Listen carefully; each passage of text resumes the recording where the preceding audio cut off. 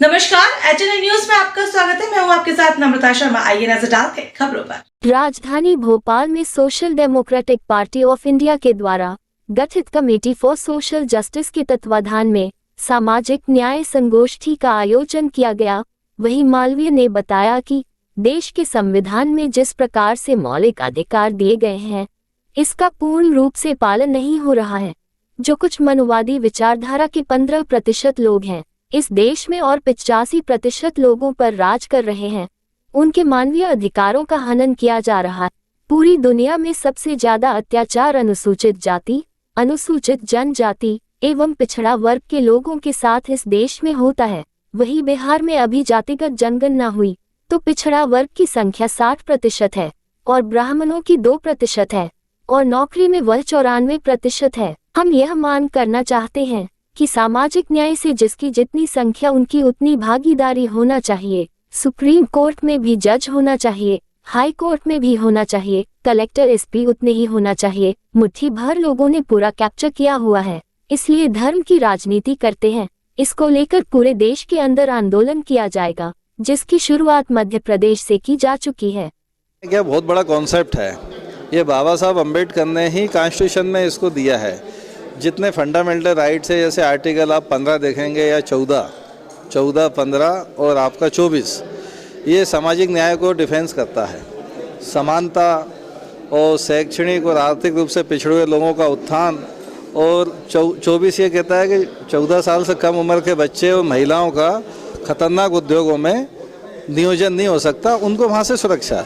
यानी जितने labour laws हैं, जितना छुआछूत का मामला है जो आर्टिकल 17 में है, 16 में रिजर्वेशन इन प्रमोशन है, 15 में शैक्षणिक और आर्थिक रूप से पिछड़े हुए लोगों के आरक्षण की बात कही गई है।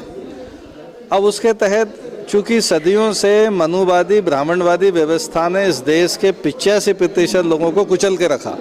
उनके कोई अधिकार नहीं थे, ना शिक्षा के थे, ना धन के थे, ना संपत्ति के थे, बल्कि उन्हें मानवीय अधिकारों से वंचित रखा गया। और वर्ल्ड में जितना अत्याचार इस देश में SC ST के ऊपर हुआ और थोड़ा बहुत कम करके OBC के साथ हुआ है, इतना कहीं नहीं हुआ।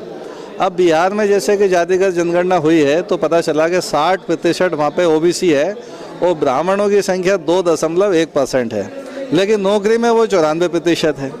अब जब संविधान लागू हुआ तो हम ये मांग करना चाहते हैं सामाजिक न्याय से कि भाई जिसकी जितनी संख्या है उसके उतने वहाँ सुप्रीम कोर्ट में जज भी होना चाहिए, हाई कोर्ट में भी जज होना चाहिए, कलेक्टर SP होना चाहिए, यूनिवर्सिटियों में हमारे वाइस चांसलर होना चाहिए। ऊंचे ऊंचे पदों पे जो आप सरकार चलाते हैं, सेक्रेटरी जैसे होते हैं दिल्ली में, तो वहाँ हमारे क्या कुछ भी नहीं, इक्का दुक्का मिलते हैं।